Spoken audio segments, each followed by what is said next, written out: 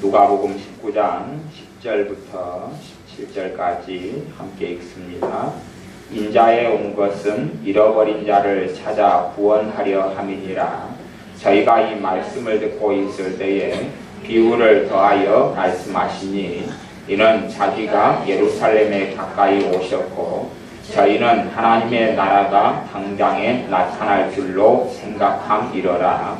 가라사대 어떤 귀인이 왕위를 받아 가지고 오려고 먼 나라로 갈 때에 그종 열을 불러 은 10문화를 주며 이르되 내가 돌아오기까지 장사하라 하니라.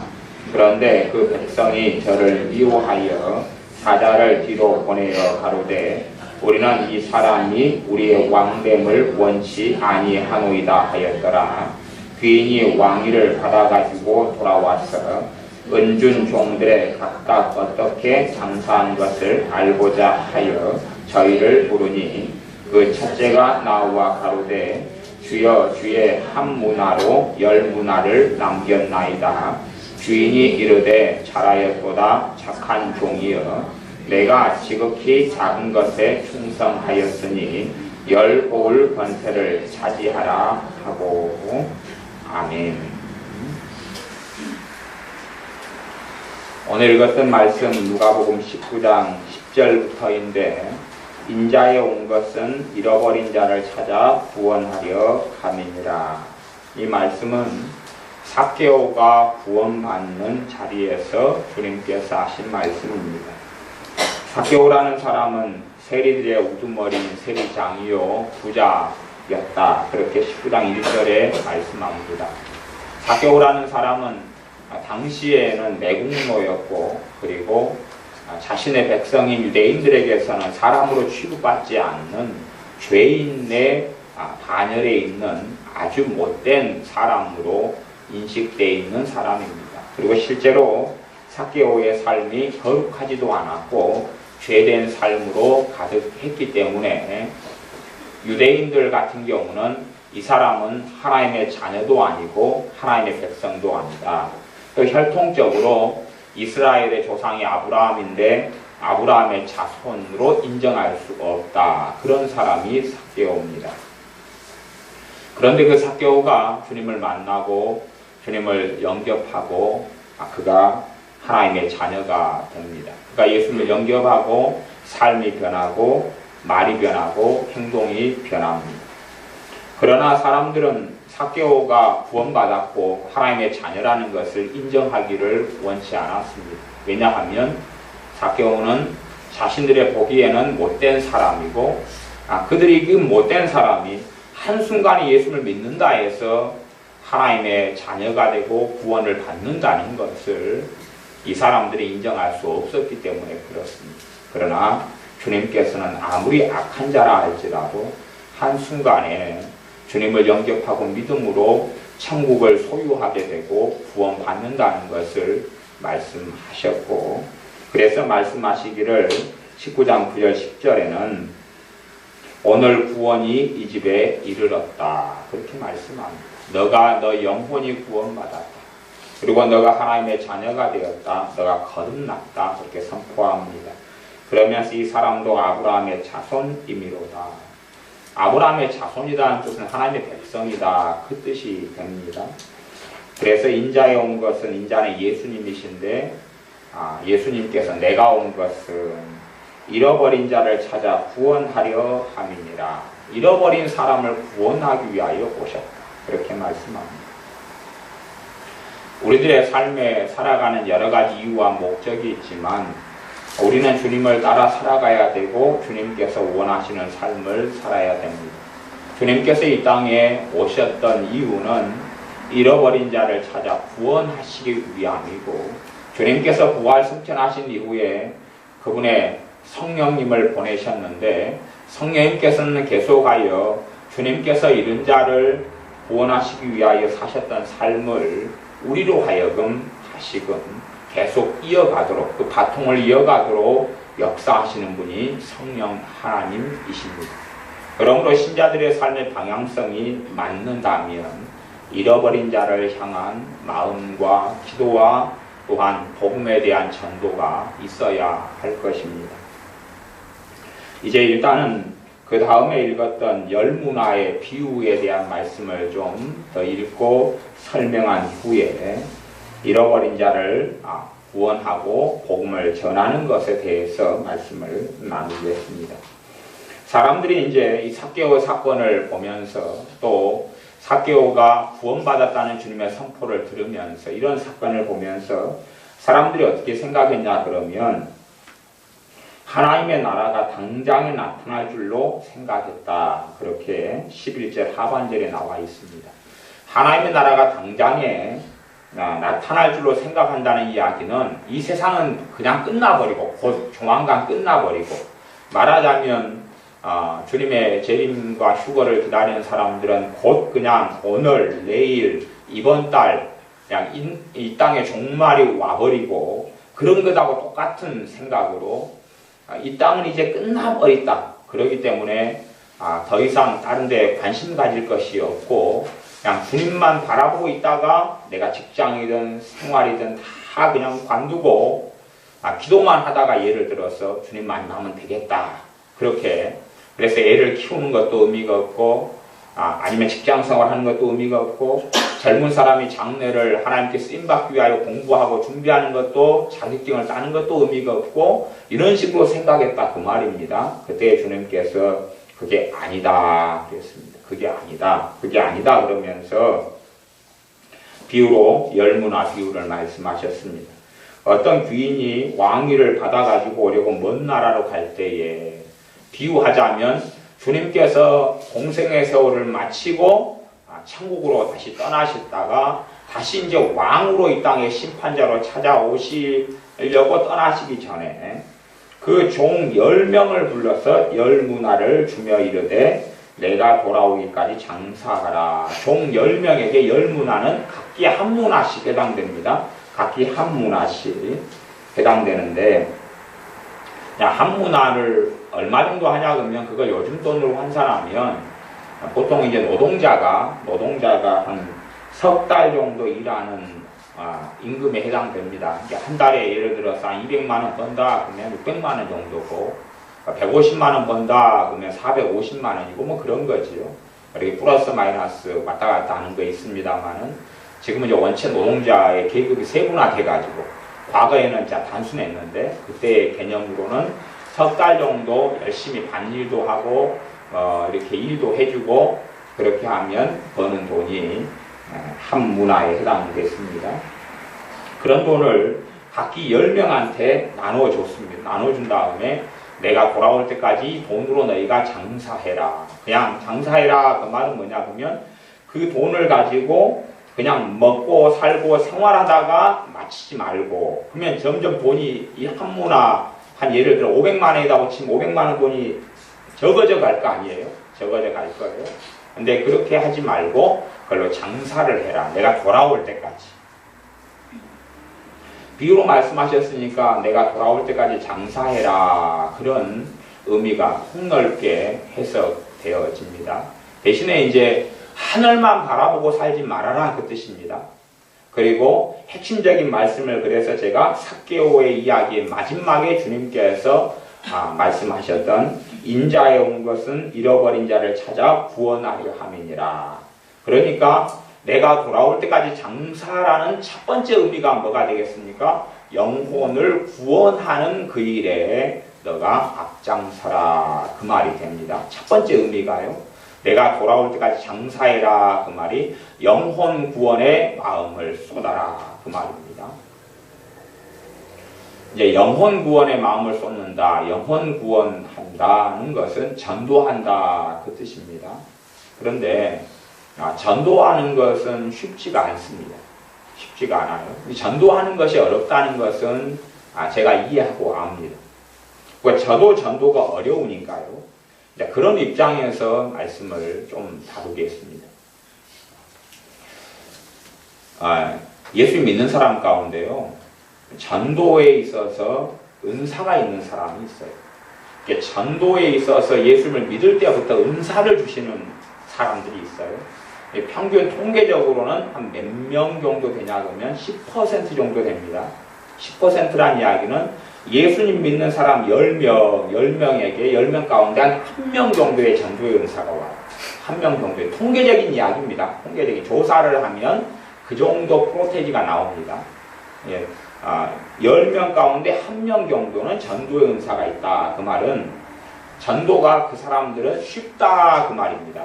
10명 중에 1명 정도는 가만히 있어도 전도가 된다. 그렇게 표현도 됩니다. 왜냐하면 예를 들어서 내 자녀가 학교 다니고 내 자식도 학교 다니는데 이제 내 자식 친구의 엄마를 학부모로서 만나게 되면 그 전도의 은사를 받은 사람 같은 경우는 자동적으로 예수님 믿는 이야기를 하게 됩니다. 그래서 자연스럽게 그냥 엮어져 가서 어떤 사람에게 예수님을 전하게 되는 일이 전도 은사를 가진 사람은 쉽습니다. 그래서 그런 분들은 이제 이 전도에 대한 이야기를 들으면 부담이 좀 적고 힘들지 않습니다. 그러나 그 다음에 이제 10명 중에 1명은 그렇고 그 다음에 어떤 사람들 전도를 쉽냐 그러면 전도의 은사는 없어도 성령 충만하게 살아가는 사람도 전도가 좀 쉽습니다. 상대적으로요. 성령 충만하게 살아가는 사람들도 전도가 좀 쉽습니다. 그런데 성령 충만하다 해서 좀 쉽다는 것이지 아주 자유가 오거나 그러지는 않습니다. 그런 부분이 있는 걸 기억하시고 이제 그래서 일상적으로 10명 가운데 9명 정도는 전도가 어렵다 하는 것입니다. 전도가 어려운데 그러나 우리가 전도를 안 하고 살 수 있을 것이냐 또 그렇게 되지는 않지요. 전도의 은사를 가진 사람들만 전도하는 게 아니라 모든 믿는 사람들이 전도를 해야 됩니다. 그럼에도 실제적으로 전도로 은사가 없고 전도로 성령의 역사하심이 없는 사람들이 신자들 가운데 대다수의 사람들입니다. 그렇기 때문에 쉽게 전도를 하려 하면 어렵다 그 말이죠.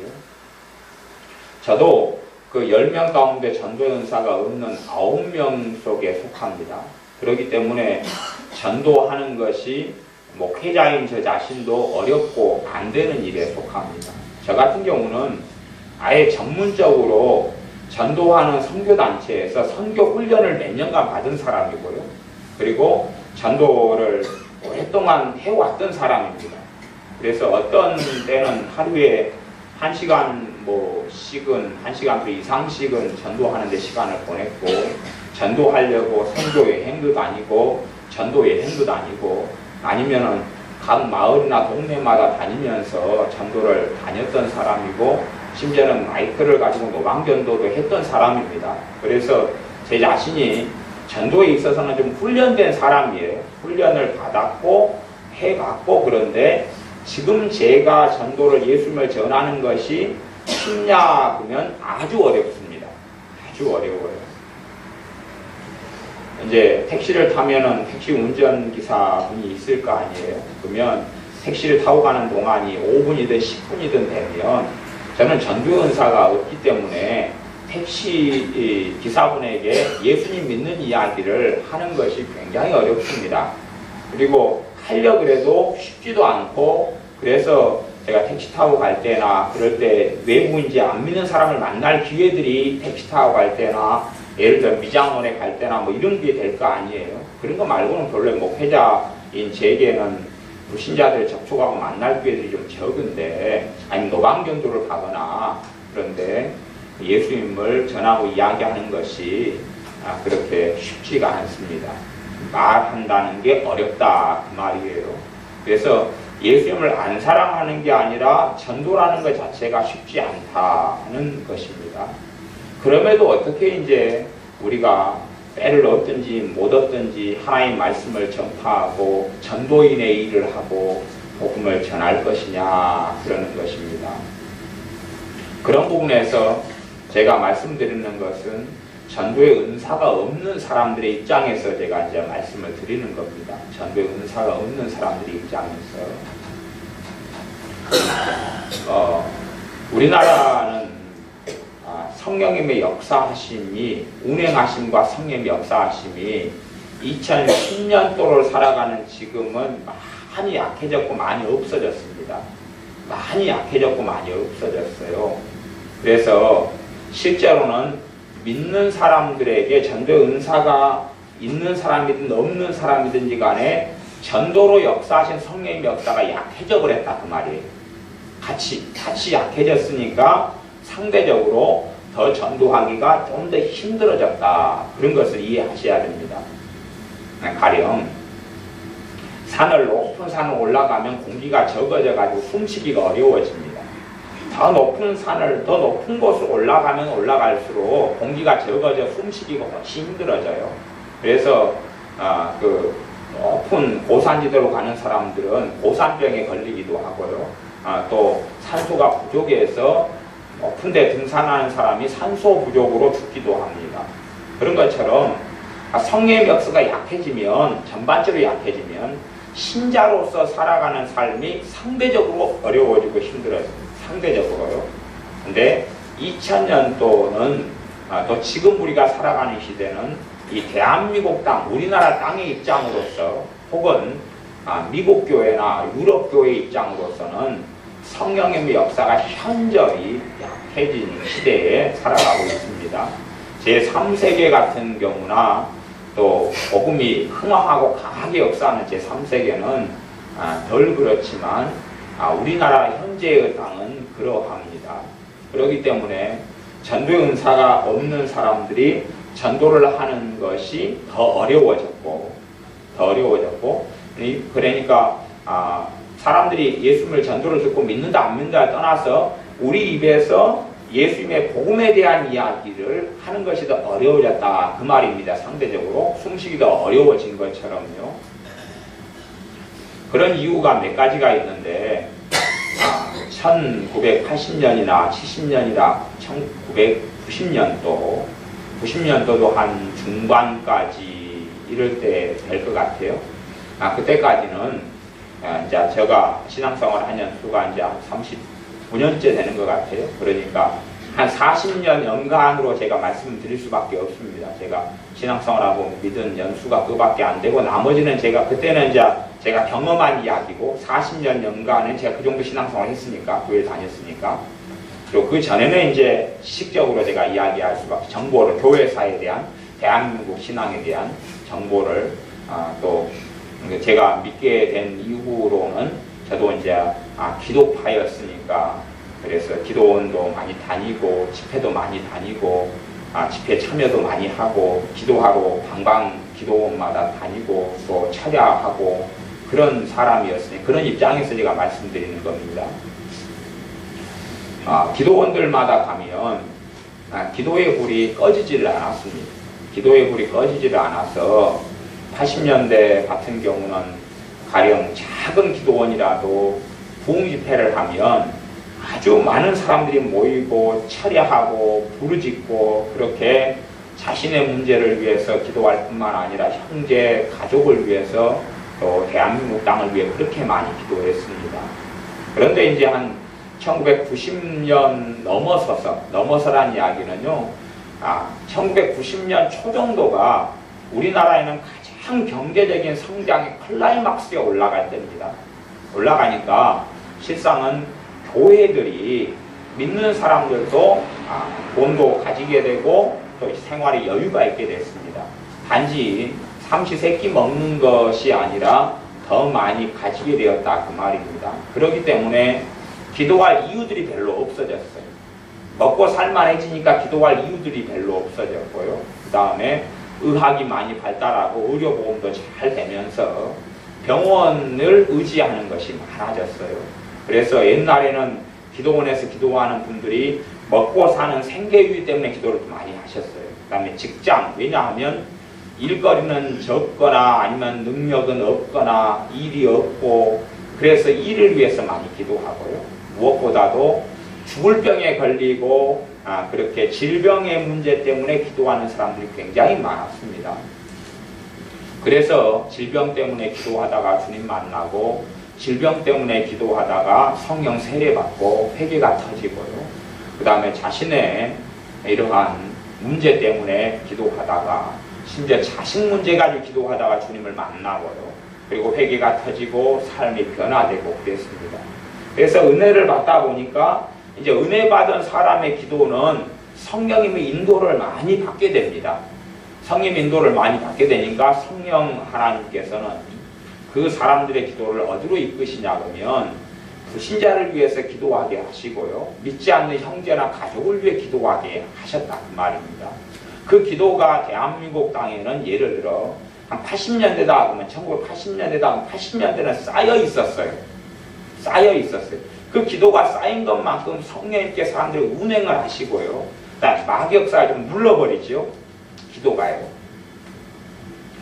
지금은 우리가 예를 들어서 전도를 누구에게 한다 그래도 첫째 가장 큰 문제가 뭐냐 보면 기도가 쌓여있지 않다는 문제입니다. 우리가 전도의 은사를 받아 가지고 있는 사람은 상대적으로 쉽지만 왜? 전도할 때 되면 성령님께서 역사하시고 도와주시는 것이 전도의 은사거든요.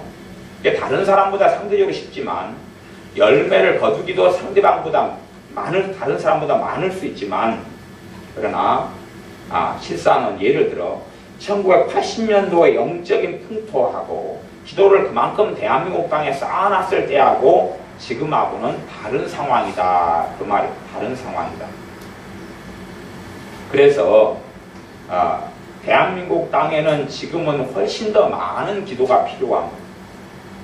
첫째는 우리가 복음을 전할 수 있으면 좋지만 전도연사가 없는 사람들은 전도가 어렵다 그랬죠. 직접적으로 복음을 전하는 게 힘들고 어렵다 그랬어요. 사실은 우리가 억지로 쥐어짜가지고 예수에 대한 이야기를 한다고 해서 듣는 사람들이 예수를 믿게 되는 것은 그런 확률이라든지 그런 일은 아주 드물게 일어납니다. 가령 한 1000명을 우리가 억지로 예수를 전하면 그 가운데 1명이나 아니면 몇 명이나 듣고 교회 한번 나가볼까 그렇게 합니다. 그런 상황이 이제 대한민국 상황입니다. 그래서 첫째가 대한민국 땅에 필요한 것, 특별히 주님의 관심이 잃어버린 자, 주님을 알지 못하고 믿지 못하는 자에게 주님의 관심이 있기 때문에 우리가 영혼 구원을 하시려는, 영혼을 구원하시고 그의 천국의 시민권을 주시려는 주님의 원하심에 어떻게 부응할 것이냐. 그럴 때에 우리가 믿지 않는 사람들을 위해서 기도하는 것이 전도의 첫 번째 자리가 된다. 그 말입니다. 전도의 첫 번째 자리. 상대적으로 믿지 않는 사람들의 기도가 현저히 이 대한민국 땅에 복음을 위한 기도, 또 불신자들을 위한 기도가 현저히 약해져 버렸어요. 아주 약해져 가지고 기도가 이제 별로 없다 그 말입니다. 기도가 없기 때문에 누군가가 예수 복음을 듣고 그리고 교회에 나와서 등록을 해도 믿음이 자라지를 않아요. 아니면 예수를 믿었다 그러는데 믿는 것도 아니고 안 믿는 것도 아니고 주님을 만나지도 않아요. 믿음이 성장하지도 않아요. 그리고 그냥 그저 그렇게 있다가 떠나기도 하거나 남아있어도 또 심지어 예수를 영접해도 믿음이 자라지도 않고 주님에 대한 관심도 없고 하나님의 말씀이나 하나님의 뜻에도 관심이 없다 그 말이에요. 왜냐하면 성령의 역사가 있어야 되는데 성령님의 현저하신 역사하심이 이제 거의 사라지고 없다 그 말이에요. 사라지고 없어요. 근데 그 첫 번째 이유는 뭐냐 보면 우리가 기도하지 않기 때문에 그렇습니다. 여러분이 어떤 것을 겪고 체험하셔야 되냐 보면요. 이제 여러분이 직접 자녀나 친척이나 복음을 쉽게 이제 19명은 전하기가 어려울 겁니다. 어려워도요. 어떤 걸 경험하셔야 되냐 보면 내 안 믿는 친척이나 가족을 위해서 많이 기도를 쏟아 부으면 어떤 것을 경험하실 수 있냐 보면 어느 선이 넘어가면 그 말은 기본적으로요. 그 사람이 강팍하고 완악하면 완악할수록 훨씬 더 많은 기도가 필요합니다. 훨씬 더 많은 기도라는 것은 때로는 한 사람을 위해서 한 10년간 기도하는 게 필요하다 그 말이에요. 10년간을 꾸준하게요.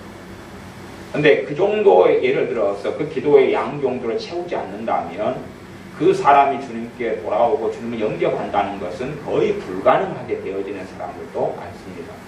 말하자면 대한민국 땅은 물질 만능주의에 많이 들어갔고 세속화에 많이 들어갔고 잘못된 곳에 많이 들어갔기 때문에 그만큼 믿는 사람들이나 믿지 않는 사람들의 마음속에 죄가 많이 들어왔습니다.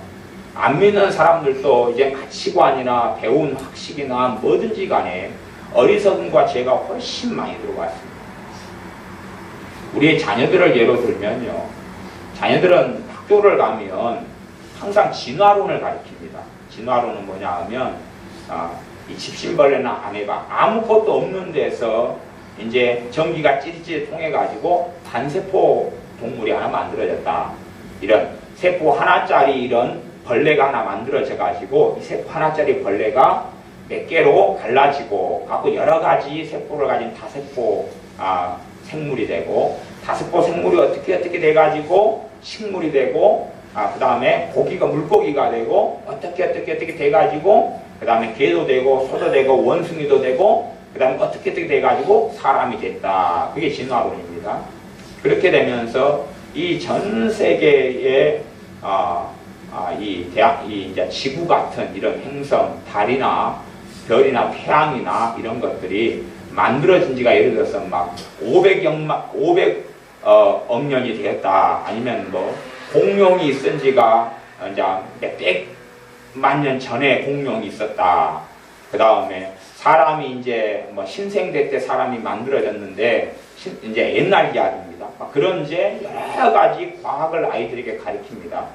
여러 가지 과학을 가르치지만 실제로는 진짜 과학이 아니라 가설들, 자기들이 과학자들은 과학을 이야기하는 사람들이 별로 없습니다. 대부분 과학은요 가설의 학문에 불과합니다. 사실과 진실에 입각하는 게 아니라 자기들이 그렇게 믿고자 하는 것을 가르치고 이야기하고 그렇기 때문에 지금의 아이들은 창조 과학에 대해서 많이 배우게 해야 됩니다. 원체 초등학생 때부터 중학교, 고등학교, 대학교에 가면서 거짓말을 너무 많이 배워요. 실제로요, 이 지구의 이 나이는 굉장히 젊습니다. 지구의 나이는 굉장히 젊고, 이게 제가 창조과학을 이야기하는 시기가 아니니까 제가 창조과학 이야기를 많이 안 합니다만은, 언제 이제 또 기회가 되면 창조과학 보고 말씀을 좀 전할 겁니다만은, 그렇게 오래 안 되고, 예를 들어서, 지금 지구 인구가 70억 명입니다. 70억 명이면요, 두 명이 그냥, 아담과 하와 두 명만 있어가지고 70억 명 인구가 되려면요, 이게 인구가 예를 들어서 한 50년이나 100년 만에 2배가 된다고 치면 무슨 말이냐 그러면 2명이 몇 명을 낳아요? 4명을 낳으면 그러니까 2명이 4명 되는 데까지가 한 100년 된다고 치면 한 2, 3천 년이면은 100억 인구가 넘어버립니다. 이해됐어요? 인구 증가율이 제가 무슨 말이 하는지 여러분 혹시 이해되세요? 이게 사람이 만들어진 지가 예를 들어서 한 10만 년 된다고 치면 인구가 얼마나 되냐 그러면요 그냥 수백조가 넘어버려요. 제가 우리 집안 이야기만 해도 우리 집안이요 우리 할아버지가 결혼해서 자식을 낳은 다음에 몇 배로 뻥튀기 됐냐 그러면 우리 집안이 열심히 애를 잘 낳으니까 100년 정도 텀으로 보면 한 몇 배가 많아졌냐고 한 30배 이상이 많아진 것 같아요. 30배 이상. 할아버지 할머니가 결혼하셔서 그걸 100년 전이라고 치면 80년 전 정도 되는 것 같은데 100년 전이라고 치면 100년 만에 우리 집안은 한 30배 정도의 번식을 했어요. 근데 100년에 한 배만, 2배만 그냥 2명이 4명 되는 데까지만 번식을 해도 지구 인구가 한 2, 3천 년이면 100억이 넘어버린다니, 100억이 넘어버린다니까요. 그렇기 때문에 인구 증가율만 단순하게 계산할 수 있어도요, 진화론을 믿거나 그런 것 자체가 성립이 되고 말이 되질 않아요. 이 지구 나이나 또 연대 측정법도 뭐 500만 년이다, 50만 년, 연대 측정법이 다 거짓말이에요. 가설에 근거한 거짓말인데 창조 과학을 공부하게 되면 정확하게 논리적으로 정확하게 어떻게 연대 측정을 잘못 지구들이 해왔고 진짜 연대 측정은 무엇이라는 걸 알게 돼요. 그 다음에 세포 하나가요 분화돼가지고 만들어진데 사람 몸은 세포가요 상상할 수 없이 많습니다. 근데 이 모든 것이 유기적이고 조직체를 이루고 있어서 하나도 빈틈없이 만들어집니다. 말하자면 엄마 아빠가 결혼해서 이제 난자하고 정자를 통해서 모세포를 받습니다. 거기에 DNA가 있어요. DNA 안에는 사람의 설계도가 그대로 들어있어요. DNA 안에가 눈동자를 이렇게 만들어야 된다. 세포가 이렇게 만들어야 된다. 머리 색깔을 이렇게 만들어야 된다. 그 다음에 남자로 만들어야 된다. 입술은 이렇게 해야 된다. 코는 이렇게 해야 된다. 눈은 이렇게 해야 DNA 안에가 다 들어가 있어요. 그래가지고 그걸 만들어가 DNA를 통해서 사람이 그대로 만들어버리는 거예요. 이걸. 근데 세포 하나가 그렇게 만드는 거 불가능하다. 그 말이죠. 그래서 아이들 같은 경우는 아이들 위해 많이 기도하면서 창조과학을 계속하여 그 부분을 공부하게 하고 듣게 해야 돼요. 그런 다음에 정상적으로 진화론을 믿으려면요. 이게 창조론은 무엇만 있으면 그냥 알 수 있게 되냐 그러면 상식만 있으면 그냥 알아요.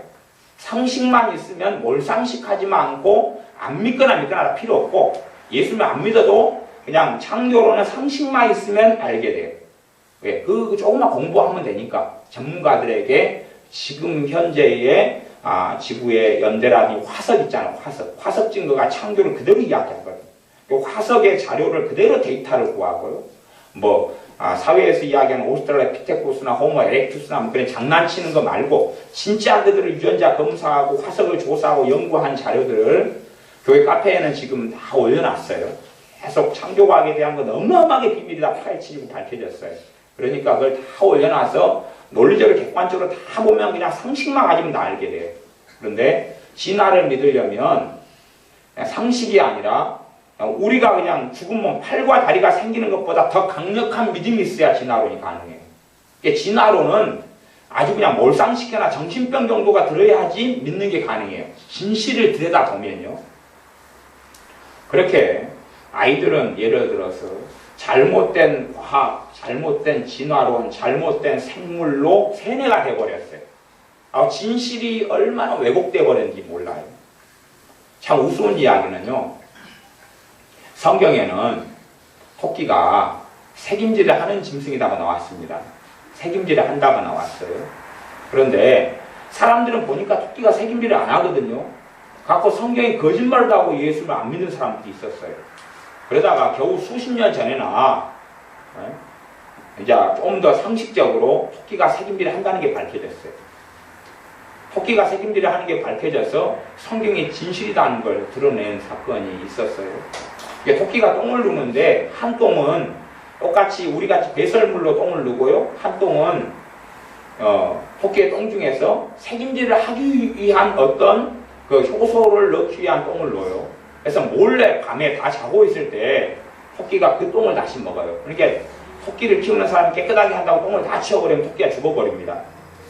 그 똥을 먹은 다음에 다 자고 있을 때 색임질을 하고 있었어요. 적외선 카메라로 찍으니까. 그렇게 해서 사실은 토끼가 색임질을 한다는 것이 객관적으로 밝혀진 것이 그렇게 오래되지 않아요.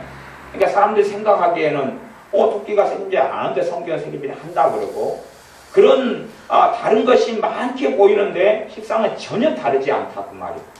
하나님 말씀이 1.1도 틀림없이 그대로 다인 것을 그런 것을 조금만 공부해도 알 수 있고 감사하게 그런 자료들이 이제 쉽게 구할 수 있으니까 또 과학자들이 모임을 진즉부터 만들어 가지고 창조 과학에 대한 그 논리적으로 상식적으로 화석 자료부터 시작해서 아니면은 역사부터 다른 걸 다 조사하는 가운데 비밀들을 밝혀놓았기 때문에 그래서 우리가 상식만 보면 다 이해되고 알 수 있도록 되어져 있어요. 근데 그렇게 잘못된 지식을 자녀들이 많이 배우기 때문에 사실을 가르치지 않으면 예를 들어 창조과학을 가르치지 않으면 얘들이 교회는 부모 따라 좀 다니다가요 머리 좀 크면 이제 빠이빠이 하고 떠납니다. 그렇기 때문에 자녀들을 위한 기도는 훨씬 더 많이 필요할 수밖에 없어요. 학교에 가서 배우는 게 뭐냐 그러면 최초의 인류는 누구냐 오스트랄로피테쿠스를 적어야 되거든요. 그래야지 답. 그리고 오스트랄로피테쿠스 아니다 그러면 틀렸다 그러거든요. 진화론에서 최초의 유인은 그러한 땅을 고고학적인 자료에서 어떤 유인원 나왔냐? 오스트랄피테쿠스 막 그러고 호모 에렉투스, 호모 사피엔스 막 어쩌고저쩌고 막 그렇게 이제 쓰고 배우고 공부하고 그런다는 그 말이에요. 지구의 연대가 얼마 됐냐? 고생대는 몇 년부터 몇 년까지냐? 중생대는 몇 년부터 몇 년까지 중성대는 공룡이 살았는데 공룡 이야기도 화석이나 다 자료 밝혀 있잖아요. 공룡과 사람이 공존했다는 자료가 다 나왔어요. 굉장히 많은 화석으로. 공룡은 중생대에 500만 년 전에 산 게 아니라 성경에도 요배 시대에 공룡이 있었다는 이야기가 나오잖아요. 공룡에 대한 이야기를 하나님이 하신단 말이에요. 욥한테. 욥은 공룡을 너무 잘 알고. 근데 그것이 화석적인 증거로 다 밝혀져 버렸는데 진화론을 믿는 애들은 다 숨겨놨어요. 거짓말로 다 숨겨놨어요. 그러니까 좀 공부를 좀 하시라 그 말이에요. 조금만 좀 보고 자료를 보고 좀 공부를 하셔요. 그 카페 안에 다 실어놓았습니다. 그러면 이 허망한 것에 들어가지 않는다 그 말이에요. 성경이 어떻게 진실된지를 다 드러내 주니까 그런 부분은요. 그래서 이런 잘못된 가르침들, 잘못된 것들이 너무 많기 때문에 자녀들을 위해서 기도를 더 많이 하지 않으면, 과거보다 훨씬 더 많이 하지 않으면 우리 자녀들이라도 주님께 돌아오지 않는다 그 말이에요. 한 사람이 예수를 믿게 되는데 기도가 많이 차야 돼요. 그냥 예수님을 전한다고 되는 게 아니에요. 기도가 많이 차야 돼요. 근데 잘못된 가르침을 훨씬 많이 듣고 또 세상을 사랑하는 것들이 많이 들어와 버려요. 돈을 사랑하거나 애들은 게임을 사랑하거나 그 세상을 사랑하는 거죠. 어떤 거에 몰입되고 빠져버리고 중독에 들어가고 그리고 음란에 쾌락에 악에 물들고 거짓말에 세속화에 이게 많이 돼버리면 그걸 강팍하다 그래요. 강팍한 사람들은 훨씬 더 많은 기도가 필요합니다. 이게 생각해 보십시오. 우리 자녀가 예를 들어서 성적이 90점이 맞기를 원해요. 이제 학교에서 성적이 90점을 맞기를 원하는데 내 자식이 덧셈 뺄셈도 못하는 빵점짜리예요. 빵점짜리. 빵점짜리가 90점이 되려면 쉬워요, 어려워요? 거의 불가능같이 어렵죠. 90점 만들기도 많이 때려야 되고 공부도 많이 시켜야 되고 학원도 많이 보내든지 막 붙잡고 막 일일이 멍청이야 바보야 그래가면서 가르쳐야 되고 막 그럴 거 아니에요. 근데 내 자식이 80점짜리예요. 그러면 90점 맞는 것은 조금만 얘를 도와만 줘도 90점이 나와요. 이게 강팍한 사람하고 마음이 부드러운 사람의 차이입니다. 강팍한 사람을 위해서는 그의 영혼이 구원받으려면 굉장한 기도가 쏟아부어져야 돼요. 근데 이것을 예를 들어 80년대 같은 경우는 기도원들마다 또 기도하는 사람들이 그렇게 많았어요. 교회도 기도의 불이 많이 안 꺼지고 기도원도 안 꺼지고 뭐 말씀은 좀 빈약하고 틀린 것도 많고 그래도 어쨌든 주님을 만나고 기도하고 회개하고 울고 성령 세례 받고 그렇게 기도하는 사람이 무진장 많았어요. 여러분 저는 80년대 초부터 기도원을 다녔던 사람입니다. 그래서 제가 기도원을 가면 초등학교 때부터 기도원 생활을 제가 했어요. 왜냐하면은 사촌 매형하고 누나가 이제 제 이종 사촌 누나 중에 한 명이 저보다 나이 차이가 좀 나는데 저희 집에서 어릴 때부터 다녔어요. 다녀가지고 시집을 기도원 사회 가는 전도사님한테 시집을 가셨어요. 그러니까 우리 집에서 자랐던 누나가 사촌 누나가 기도원 하시는 전도사님한테 시집을 가셔가지고 이제 그분도 전임 전도사님이신데 지금은 이제 당연히 목사님이시고 이제 나이도 환갑도 심증 넘기셨죠. 그런데 이제 그 노 목사님 밑에서 기도원을 운영을 하셨어요. 그러니까 그 기도원을 어릴 때부터 다녔어요. 거기서 주말을 보내고 거기서 예배드리고 그러면서 일찍부터 기도원에 어마어마한 사람들 그때 장작 떼고 불 떼고 그 다음에 막 그 발전기 돌려가지고 하고 산에 한 30분에서 1시간 정도 걸어 들어갔거든요. 근데 주말 되면 거기 가가지고 보내다가 주일날 오후 되면 나오고 그랬어요. 그러니까 기도원이 일찍부터 또 주님 만난 다음에도 기도원이 제게 익숙하니까 어디 지역을 가면 기도원마다 집회 참석하거나 가거나 제가 예를 들어서 제가 현역 군생과 군대 가기 전에도 기도원에서 기도하고 기도원에서 집회 참석하고 기도원에서 기도하다가 기도원에서 논상훈련소로 제가 갔어요. 그 다음에 뭐 휴가 나오면은 기도원에서 금식 기도하고 그랬어요. 휴가 나오면 기도원에서 주로 시간을 보냈어요. 휴가 나와가지고 뭐 예를 들어 10며칠 있으면 뭐 한 그래도 반절 이상 기도원에서 보내고 그때 금식하는 시간으로 가지고 그러니까 저는 기도원이 그냥 제게 맞는 문화였다니까요. 그리고 제가 대학 다닐 때 같은 경우는 자전거를 제가 가지고 있었는데 시간이 나면 자전거를 타고 근처에 기도원을 가요. 그럼 자전거를 타고 한 40분이나 가야 되거든요. 한 2, 30분 가가지고 자전거를 묶어놓고 세워두고 걸어서 한 2, 30분 올라가면 제가 자주 이용하는 기도원이 있어요. 그러면 대학교 다닐 때도 자전거를 타고 기도원을 가가지고 기도원에 가서 철야하거나 집회 참석하거나 근데 기도하다가 다시 자전거 타고 새벽에 내려와가지고 대학교 가서 강의를 받고 그렇게 했다 그 말이에요.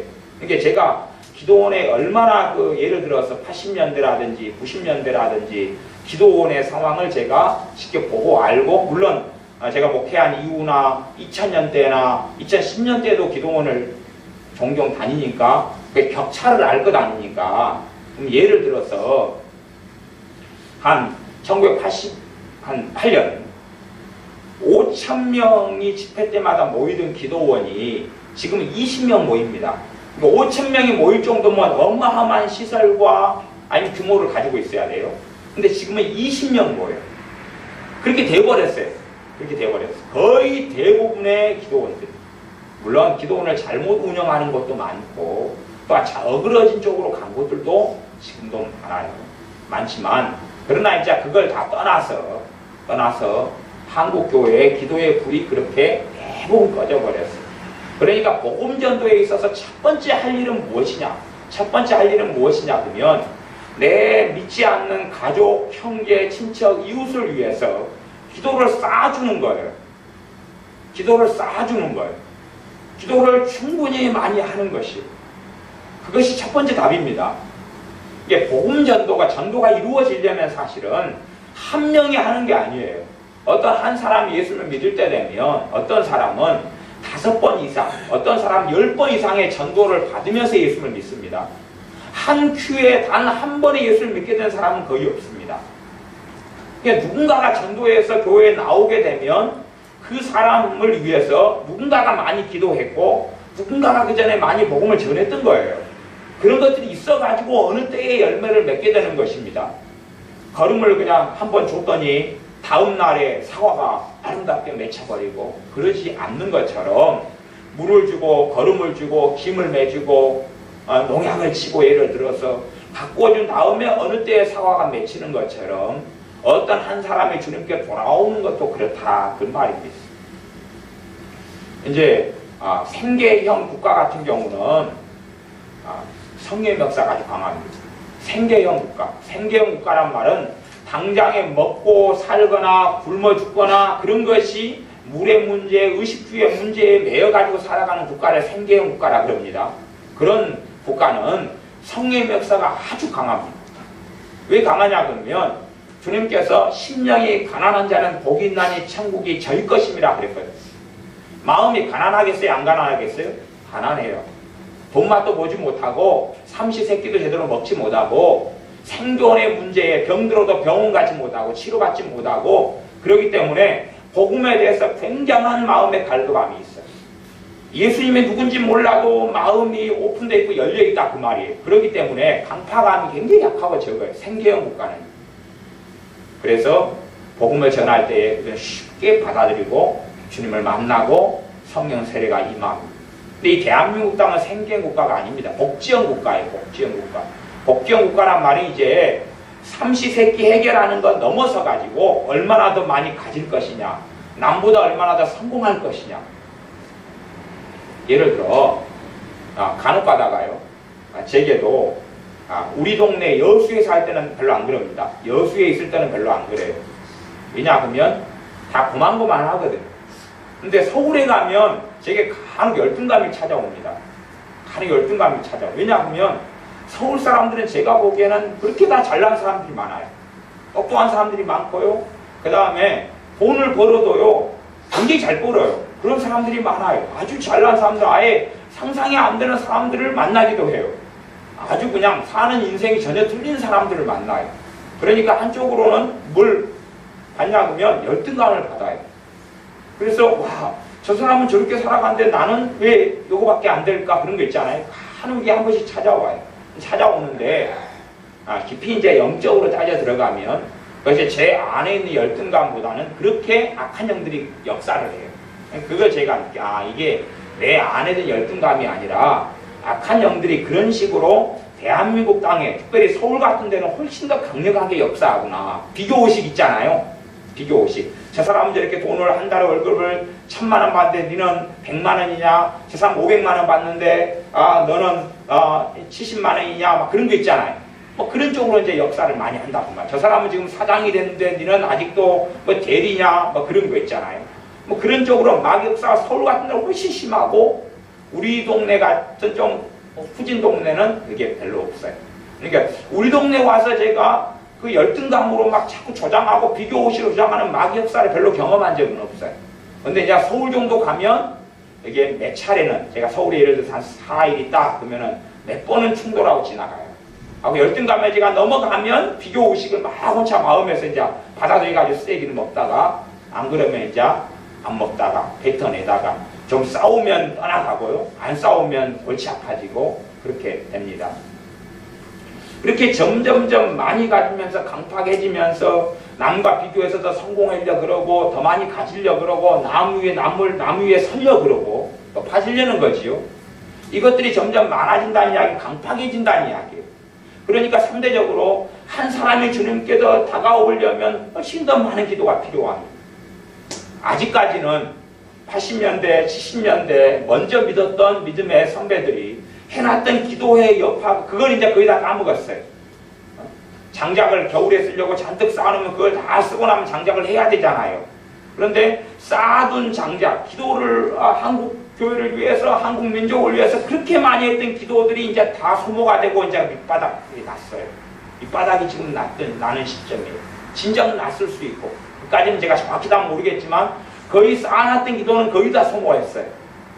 그래서 이제 어떤 사람들이 예수를 믿어도 이렇게 회개도 없고 눈물도 없고 가슴을 찢는 것도 없고 가슴을 치는 것도 없고, 오히려 전도할 때 당신의 죄를 가지고 회개하십시오. 당신은 예수님이 죽었습니다.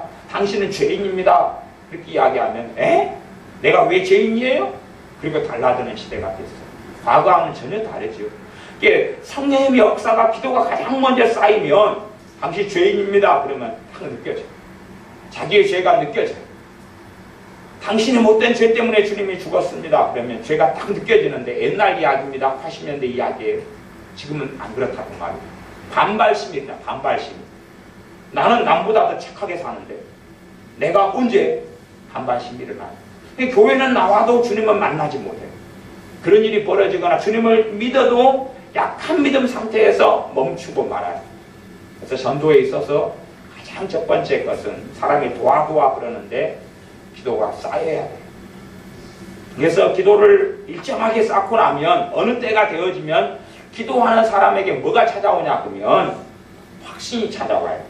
확신이 강팍할수록 굉장히 많은 시간이 걸리고, 그러니까 강팍한 삶을 오래 살면 더 많은 시간이 걸려요. 근데 기도를 어느 때까지 하다 보면 어느 때까지 쌓으면 확신이 생겨요. 어떤 확신이 생기냐 그러면 저 사람은 꼭 구원받을 거야. 그런 확신이 있잖아. 그것이 이제 구원받고 예수님을 믿는다 그럴 때도 그 믿음을 유지시켜가고 구원의 믿음을 유지시켜가는 그 사람의 책임이지만, 일단 기도를 많이 쌓으면 저 사람이 주님을 만나게 될 거야 하는 확신이 찾아와요. 그 정도 되면 기도가 이제 많이 쌓인 거예요. 근데 그런 시점 정도 돼야지 누군가가 전하는 예수님에 대한 복음이 효력이 나타나기 시작해요.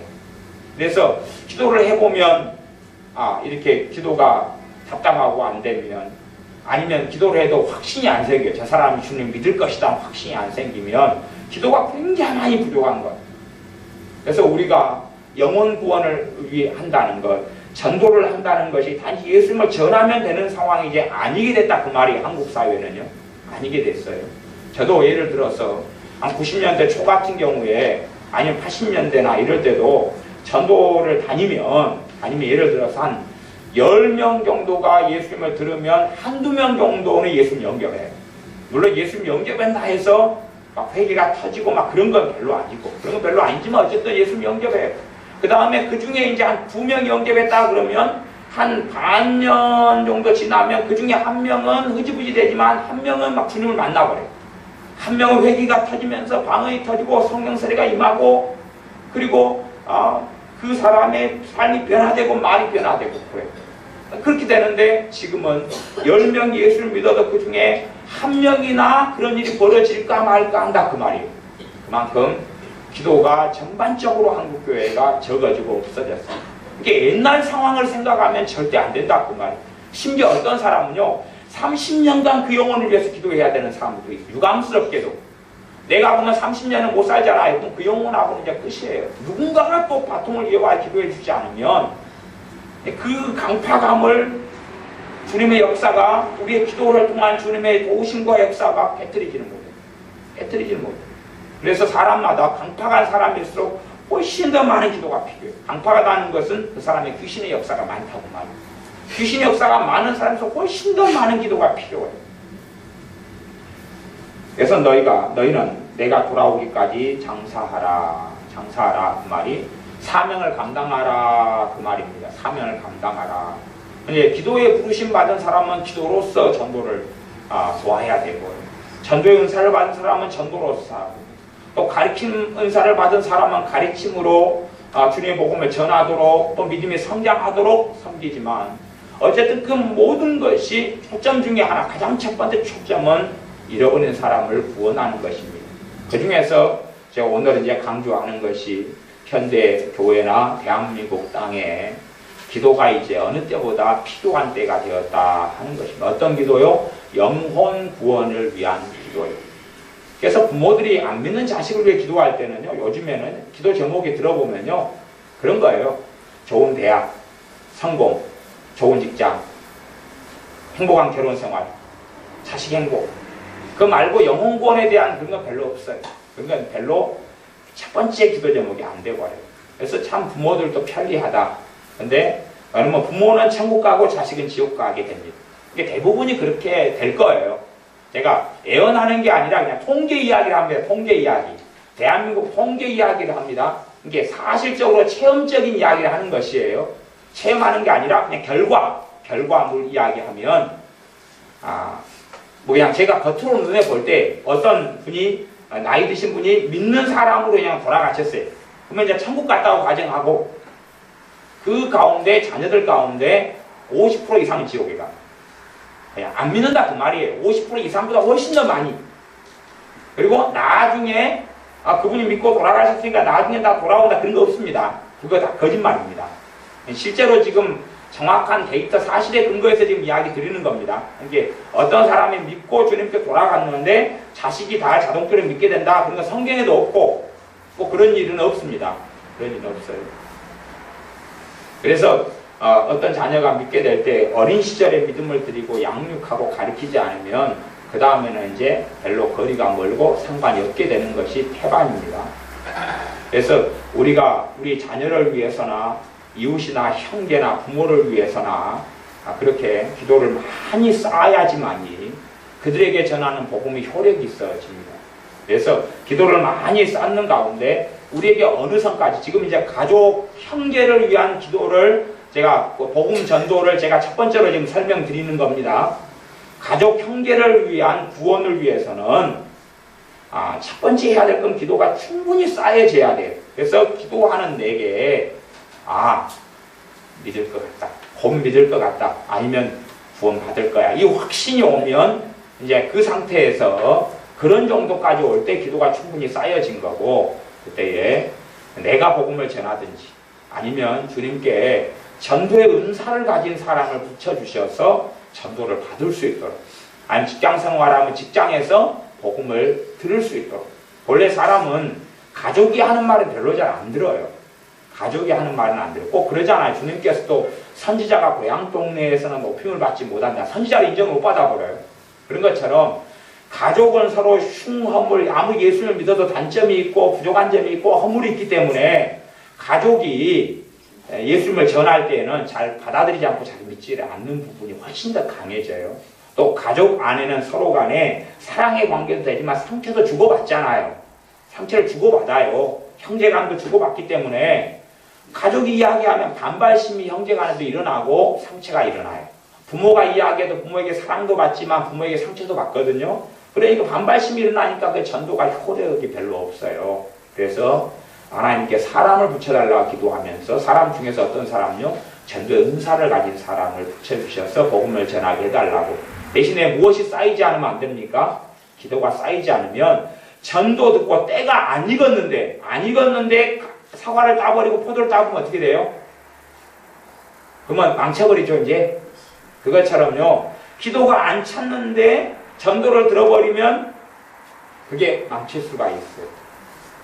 그러니까 너희가 때를 얻든지 못 얻든지 오후 말씀인데 말씀을 전파하라 그 말은 때가 안 되어서 전해도 괜찮다 그런 이야기가 아니라 지금 전에도 당장은 안 믿을 수 있지만 성령님의 인도와 역사를 따라서는 때를 못 얻어도 지금이 때가 아니어도 나중을 위해서는 뿌리게 하시고 심게 하시니까 해라 그 말이지 성령님의 인도 없이 막무가내로 해라 그 말이 아닙니다.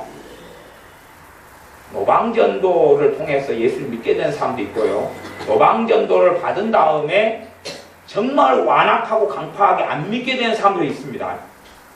노방전도를 통해서 믿게 되는 사람도 있고요. 노방전도를 본 다음에 경험한 다음에 너무 비인격적인 모습, 너무 몰상식한 모습을 보면서 복음에 대해서 거부감을 가진 사람들도 많이 있습니다. 그러니까 때가 되지 않아서 복음을 인간적으로 편협하게 잘못 듣는 것이 그것은 이제 각 사람의 책임이지만 그것이 오히려 더 시간이 훨씬 더 걸리게 만드는 주님께 돌아오게 하는데 시간이 훨씬 더 걸리게 만드는 일이 되기도 합니다. 그래서 가장 중요한 것은 복음을 지금 듣느냐 못 듣느냐가 아니라 기도가 쌓여야 된다는 사실, 기도가 쌓여야 된다는 사실. 그리고 어떤 사람이 복음을 전할 때 진리를 더 정확히 알고 성령 충만한 사람과 전도에 부르심 받은 사람이 전할 수 있도록 또 우리가 전하면 정말 사랑으로 복음을 전할 수 있도록 그냥 의무적으로 형식이 아니라 기도로 많이 준비하면서 사랑으로 가족에게 전할 수 있도록 그리고 무엇보다 그래서 기도가 많이 쌓여지고 기도가 필요하다는 사실입니다. 내 가족, 형제의 영혼구원을 위해서는 내가 기도하면 곧 믿게 될 거야 이런 성령님이 주는 확신이 있어요. 그게 올 때까지 기도가 돼야 된다 그 말이에요. 그 정도 돼야지만 이제 되는 거예요. 그 정도 돼야지만이 그때 누군가 복음을 전해도 이제 열매가 맺혀지는 때가 된다 그 말이에요. 대신에 그 사람이 이제 받아들여야 되겠지만 받아들이기에 좋은 우호성이 있거나 그 사람에게 복음을 가로막는 마귀의 역사, 귀신의 역사를 어느 정도 막아버린다 그 말이에요. 기도가요. 그 정도 되면 기도를 어느 정도 해보면 고구마도 삶다 보면 젓가락으로 찔러보잖아. 익었는지 안 익었는지. 그래서 찔러봐서 젓가락이 콕 들어가면 그때 꺼내가지고 먹잖아. 다 익었구나. 그리고 하는 것처럼 기도를 안 믿는데 가족, 형제, 영혼구원을 위해서 기도를 많이 하다 보면 어느 때 확신이 온단 말이에요. 확신이 와요. 그전에는 사실은 내가 억지로 교회는 데리고 나올 수 있어요. 가족이고 예를 들어서 부모고 형제고 그러지만 그런다 해서 변화가 일어나진 않아요. 우리 믿음이 없는 상태에서 교회 생활 하다 보면 별일을 다 겪잖아요. 그래서 우스갯소리로요. 요즘 교회를 어떤 교회라고 붙이냐 그러면요. 원수가 있으면 전도하라 그런 우스갯소리가 있어요. 원수가 있으면 전도하라. 그러면 교회라는 세상이 산전수전 공경을 다 치고는 막 이간질, 모함, 공격, 파당, 분당, 그 다음에 판단, 정죄가 지금 굉장히 많은 곳이 지금 대부분의 교회의 생활입니다. 그렇기 때문에 원수를 만나가지고 야 내가 교회에서 체험하는 산전수전 공중전 예배 갈 때마다 스트레스 받고 머리 빠지고 미쳐버릴 것 같은 고통을 니도 교회 나와서 한번 겪어봐. 내가 보복하겠다. 그래가지고 전도하라. 우스갯소리입니다. 그만큼 실제로 교회 생활을 대부분의 교회들이 하면 이간질, 공격, 판단, 모함, 내 약점을 조금 드러내면 개떼처럼 달라들어가지고 공격하고 그게 굉장히 많습니다. 교회를 제가 20개 다녔는데 그런 교회가 10개 정도 됐어요. 10개 정도는 교회가 조금 관여해버리면 막 공격받아요. 그러니까 실상은 믿음이 있는 사람은 그냥 사람 안 보고 하나님 보고 섬기고 믿겠지만 믿음이 없는 사람은 와서 누구 구경하고 갑니까? 사람 구경하고 가지요. 그러면 이상한 교회 막 이간질 싸움 분쟁 우리 여수의 교회가 700개 있잖아요. 700개 가운데 어지간히 큰 교회는 다 지금 싸움이 붙었습니다. 아까 다 목사님 쫓아내네, 싸우네, 목사님도 문제지만 교인들도 문제고 둘 다 억지학자가 난립니다, 지금. 뭐 근처에 있는 한 1000명 단위 교회는 싸우고 깨지고 갈라지고 싸우고 깨지고 갈라지고 지금 한 500명 남아있는가요? 지금 더 떨어졌을 거예요? 아니, 근처에 있는 교회들이 다 그래요. 근처에 있는 교회들이 그래요. 그러니까 그런 데 와가지고 믿음 없는 사람이 전도 받아가지고 들어와서 그거 보니까 이제 믿고 싶어요? 안 믿고 싶어요? 안 믿고 싶잖아요. 그러니까 어떤 사람의 주를 복음을 들은 다음에 그 다음 주님을 만나게 돼야 돼요. 그러려면 무엇이 쌓여야 돼요? 기도가 쌓여야 돼요. 기도가. 과거에는 다른 사람들이 기도원에서 또 성령의 충만 받고 은혜 받아가지고 대한민국 땅의 불신자를 위해서 기도를 한 기도들이 내 가족에게나 내가 구원받는 데 효력을 미쳤어요. 하지만 지금은 이제 자기가 먹고 살아야 되는 시대가 됐다 그 말이에요. 그래서 내 가족의 영혼을 위한 기도는 내가 쏟아부어야 되지 다른 누군가가 해주는 시대가 아니다 그 말이에요. 다 기도해도 이제 자기의 가족, 돈, 물질 그 정도 말고는 얼마나 기도를 하냐 그 말이에요. 기도원들 가도 기도의 불들이 다 꺼졌습니다. 그 소스를 빼놓고 기도의 불이 다 꺼졌어요. 그러니 우리가 불을 계속 떼야 돼. 기도의 불을 계속 떼는 것이 기도 영혼구원의 첫 번째지. 전도를 내가 한다 그래서 이제 되는 시대가 아니다 그 말이에요. 기도를 많이 쌓은 다음에 이거 가지고 찌르는 젓가락이 효력이 있고 그때 먹는 고구마가 다 익은 고구마가 되는 것처럼 기도를 많이 쏟는 가운데 그런 가운데 해야지 그때 사람이 예수님을 믿게 되고 만나게 되고 그 다음 회개가 터지고 죄인임을 발견하게 되고 주님을 사랑하게 되어집니다. 기도하겠습니다. 아버지 하나님, 주님께서 이 땅에 오신 것이 잃어버린 자를 찾아 구원시키려고 오셨사온데 우리가 영혼이 구원받아야 되고 죄인들이 멸망해 가는 것이 아니라 구원하러 오신 주님의 뜻을 이루는데 소홀하였음을 고백합니다. 그러하오니 이제는 우리의 가족을 위해서 우리의 형제의 구원을 위해서 친척의 영혼의 구원을 위해서 나아가 이웃과 또한 다른 나라의 영혼의 구원을 위해서 기도하는데 우리가 마음을 쓰며 헌신하겠습니다. 믿지 않는 사람을 만났을 때에 꼭 지나치지 않고 그의 영혼을 위해서 기도하고 지나갈 수 있도록 우리의 마음을 감동하시며 일깨워 주시며 도와주시옵소서. 그리하여 주님의 뜻대로 살다가 주님을 만나 배웁게 하여 주시옵소서. 나만 안전하다 평안하다 하고 주님 앞에 섰을 때에 부끄러움 당하지 않게 하시고 10문화를 남겼나이다 5문화를 남겼나이다 그렇게 주님 앞에서 칭찬받는 종들처럼 주님 앞에 섰을 때에 부끄러움 없게 하옵소서. 예수님의 이름으로 기도하옵나이다. 아멘.